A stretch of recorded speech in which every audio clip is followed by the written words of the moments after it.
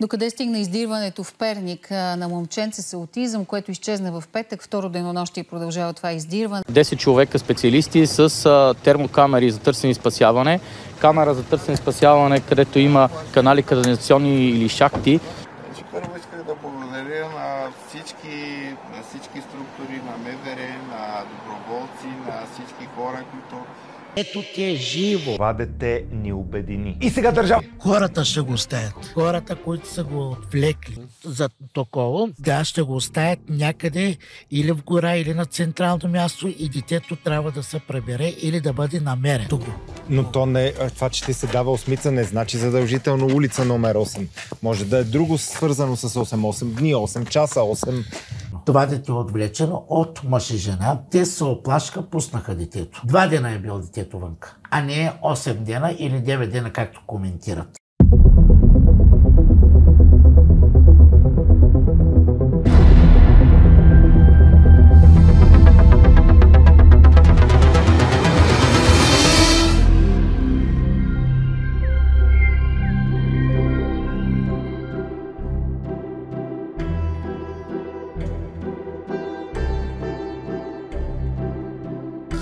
Well, thanks, Stephen, for having me on your show.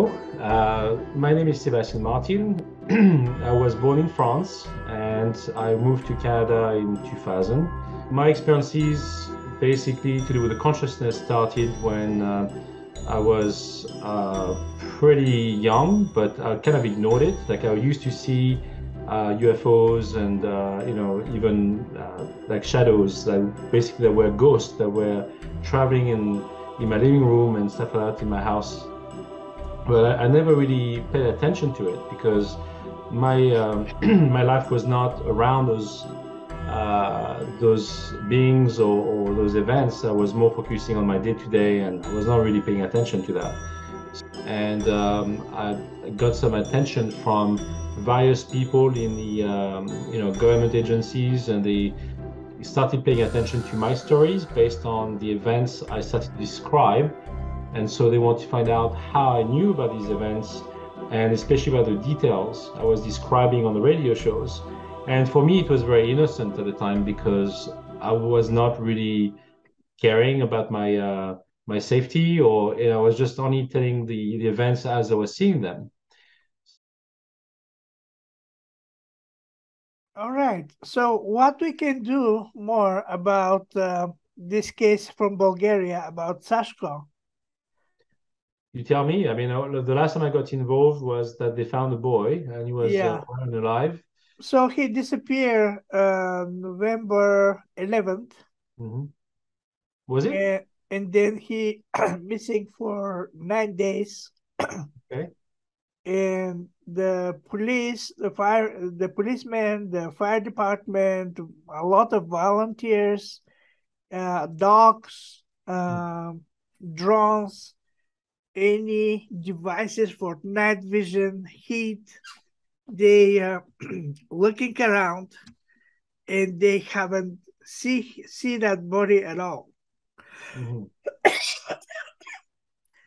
And the 9th day, actually, the 8th day, my father, he said, okay, I'll give you 100,000 leva. Leva is the Bulgarian money for those people who find my son. And the next day, they found him in the place they already checked many times. Mm-hmm. So looks like, and the first thoughts that probably Sashko, he cannot survive alone for 9 days in the very cold weather, in the forest, in between the woods, with the wild animals, without to eat anything and without to drink anything. And some people, they say, oh, yeah, I mean, he was an autist, and people like that illness, they acting differently from normal people. So he's a superhuman. That's why he survived 9 days. Probably he disappeared for a moment from the place they found him. But then he decided to appear again. Or maybe aliens took him and they returned him to these woods. But you and another people with ability like yours, they said no, he was abducted. By people. Yeah, he was abducted. So that will be like a private investigation without police department anymore. I heard that case was moved upper to another level for investigating. We don't have any information what's going on with this. So that's why now you and Beverly, we're doing some kind of private investigation to find out who took him, why, and what was the plan of these people who abducted him. Yeah, so we described some of the abductors, and also like at the time, like nobody knew if he was still alive or not. So when we got involved, we both described him in the same position, basically. We didn't know anything about each other. Like Beverly and I were both doing remote viewing, and I was only sharing the information to Wendy, like a friend of ours, and she approached me with just, can you help me? Same idea. Can you approach me with the missing child's case? That's what she said. She didn't say anything else. Right. And right away I saw the boy, and I knew it was a boy. I knew it was, that in that situation. I didn't know where it was. If it was in Bulgaria or anything else. Thinking that I was in Canada and she was asking me to help, I thought it was a missing case in Canada. So I got confused by that, but that was my brain, judging it, not, my superpowers or whatever you want to call it. Yeah. So then when she said, no, it's actually in Bulgaria, then I started seeing more information about the case. And I mean, in all honesty, she contacted me at 7:30 in the morning. And we got in touch with each other, at 9:30 in the morning or something. So like 2 hours later, and I didn't have much to go with. And when we started talking live with the Bulgarian police, with Beverly and yourself, we started seeing more, and we started sharing more information as live as time went by. And I knew that the boy basically was abducted. Towards the end of the conversation, when Beverly left, I also described a road that was on a 45-degree angle going to northwest on the Bulgarian map. And I didn't know how Bulgaria even looked like. So I had to look back after. And I showed you a picture of the road that the truck would take him out of the country because he was being abducted. And so I only described what I could see. And so now you say that the case and the information that we provided got moved up to the Ministry of Internal Affairs, I believe, and they're going to be investigating further for probably some future abductions or abductions that occurred with the same people. If it's like a smuggling ring with the elements we provided, might help somehow. I already described some of the drivers and some of the people, I think. So hopefully that will help. Yeah. But I haven't been in touch with anybody since. No Beverly, I believe. So yeah, I mean, the boy is alive now. He was in the hospital for a while. He feels much better. The doctors who examined him, they said that this boy was fed not enough with food, but well, and he had a chance to drink water. Yeah, he was not fully dehydrated. He was slightly dehydrated, and he was not starved. Yeah. And the thing is, I told you, like, my first vision of him was him being in a room, and he had a bowl of food right next to him on his right, and it was untouched. And I think they were trying to force him to eat. And what I could see him was he was in a fetal position, and he was rocking back and forth like this, being in the room. And there was a door in front of him, and it was a very small confined space, and that's where I saw him. That's basically why I believe that he was being fed and that he was still alive. Okay, I'm going to show you that picture again of the boy. Yeah. Yeah, that's him.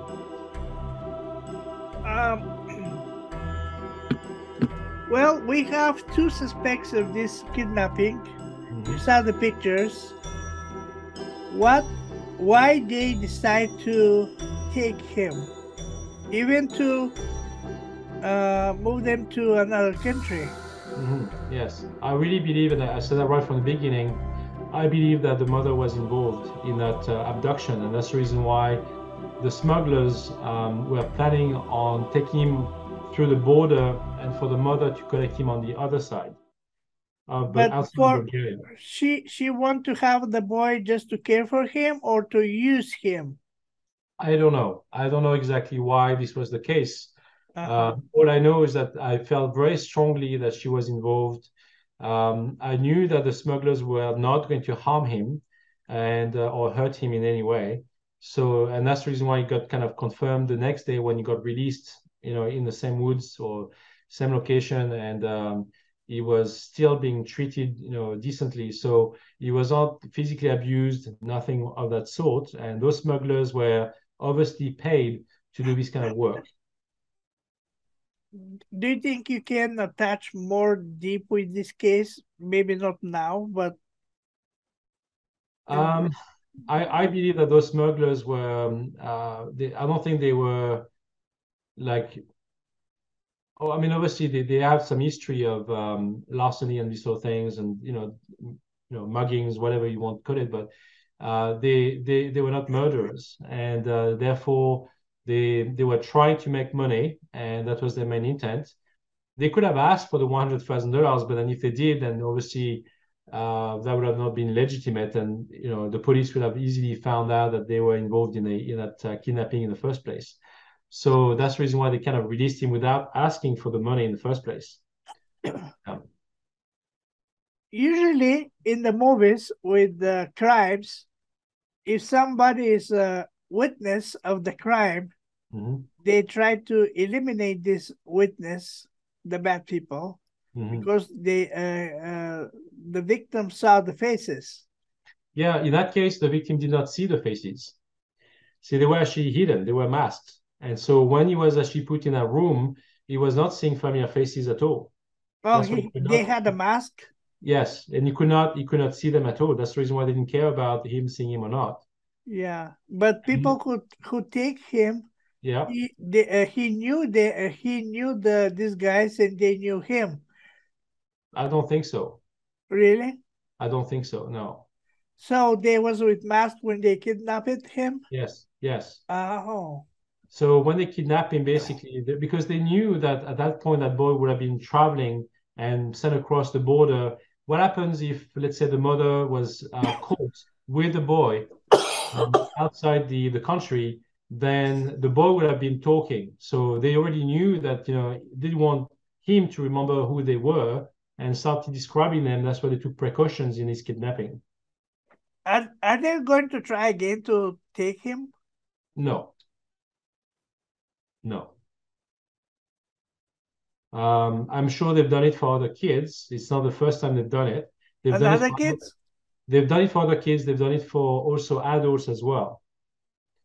But it doesn't mean that it was from children from Bulgaria. It could have been for some refugees to be sent across the border. Refugees like from Syria or from Ukraine? Yeah, it doesn't matter. Any refugees. They were kind of in the smuggling business, so they would have accommodated anybody who could pay. It's about human trafficking for organs, the human organs, or no. Sexual use? No, not these people. No. They were just like basic smugglers. I couldn't see anything to that nature of human trafficking or for sexual stuff. None of that. No, I didn't feel that at all. In fact, when I saw the boy in the first time, I knew it was not to do with that. I know it was to do with smuggling. I knew he was going to be sent across the country, but he was not going to be harmed, and he was going to be collecting on the other side. And I suspected the mother right from the get-go. If you remember, that's what I was saying. And I don't know if other people said the same thing or not. Has Beverly mentioned that too? Did she mention the mother? She had some suspicions about this, but I'm going to talk with her. Right. maybe these days. Mm-hmm. Yes. That's why I would like to do that separately, so to prevent some kind of to make some logical connections with each other. Yes. Well, like I said, like we actually didn't talk to each other when we spoke to the Bulgarian police, and I didn't know her, before. We are talking to each other now. But at the same time, like we haven't been working together in the past, and I don't know if we'll be doing anything in the future, but it seems like we kind of confirmed each other's visions or whatever we saw at the time.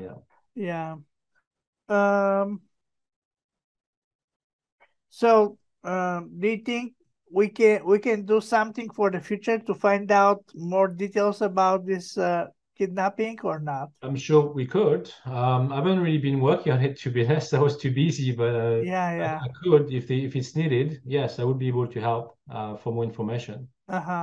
Maybe you mentioned that you can go through the eyes of the people and see around how is it.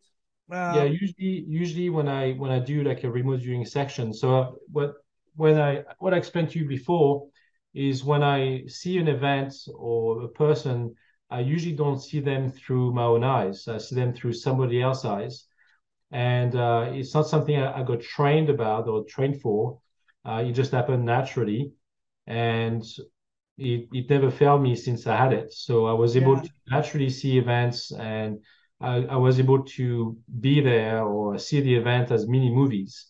And so it's very clear. And at the same time, I receive information. So information comes to me. I can hear the information. About the boy or about anything in general, for when I do remote viewing, I can see an event and I connect the dots. So I receive the information, and then from that information, sometimes I jump from one person to another, and then it becomes like a network. Yeah, I understand that. Yeah. Okay. How you feel? I mean, do you think you're superhuman? No, I don't. I'm perfectly... I mean, I see you're a normal person. You're not flying in your room. No, I don't think we are superhumans. We're just people with the abilities that we open ourselves to. I decided not to close them or shut myself off to them, but listening to them and being open about them. And when I trained children to read with a third eye, like my daughter was able to read a whole book completely blindfolded, and I've got videos of her doing that too. And when you try to train a child, they don't use their logical brain. They just accept whatever information you give them as facts, and so they just whatever you tell them happens. And so even today, I still feel pretty open that way. Like I will not judge anything happens to me, because I know using your logical brain destroys any potential of doing remote viewing. So you have to be completely neutral and open to the idea, open to receive whatever information comes your way. And that's what I can do all the time. And as soon as I trying to be logical about something, then it usually doesn't happen. It's usually like false information, or I know it's wrong. But I know that already, so I don't have to even go there. That's the reason why when Wendy approached me, or when Dean Radin approached me with the basic information, the information comes.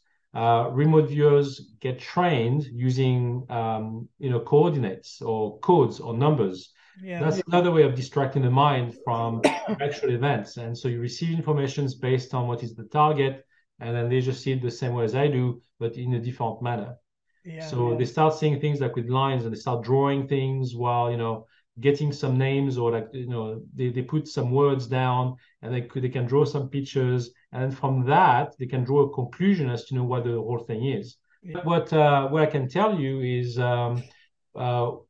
so what I've been able to do in the past, something that I will do with under like an actual experiment at a university, would be to have an impact on the of an atomic clock, trying to either slow down the needles or stop it altogether, and then just comparing it to the other atomic clock that has the same time showing. So that's to see how the psychic powers can influence matter. So you can understand that, in the past, some people did that for military reasons, and that's called remote influencing. Yeah. And I don't do that. I don't want to do that because, for military purposes, it's very nefarious and negative, and I don't want to do that, never wanted to do that. To me, it's like cheating. It's like you are trying to use your psychic abilities to win the lottery numbers. And if you try to do that, you might as well just forget your powers, because whatever you have would disappear. That's what I believe. Yeah, understand. So same with remote influencing. I don't want to do that because it will still have an impact. I'm trying to do good. I've been using my psychic abilities to help people to do good, not to do bad things. As for the non-believers, I'm not here to convince them to think otherwise. It's not my role trying to change that, because again, if we go back to the fact that they were born, on this earth with their own path to follow, whatever happens to them, if they see this interview and they just listen to it, they will think right away it's nonsense, because they don't believe in it. They don't want to believe in it. It completely collides with their belief systems. So they don't want to change that. That's their life. That's what they have to follow. Eventually, if something is supposed to be happening to them, an event, some kind of traumatic event may happen to them that will change their views. But it's not for me to change that for them. I'm not a guru. I'm not here to try to educate them on anything. I can share my experience. They can listen to it. In all honesty, most non-believers will not listen to this interview.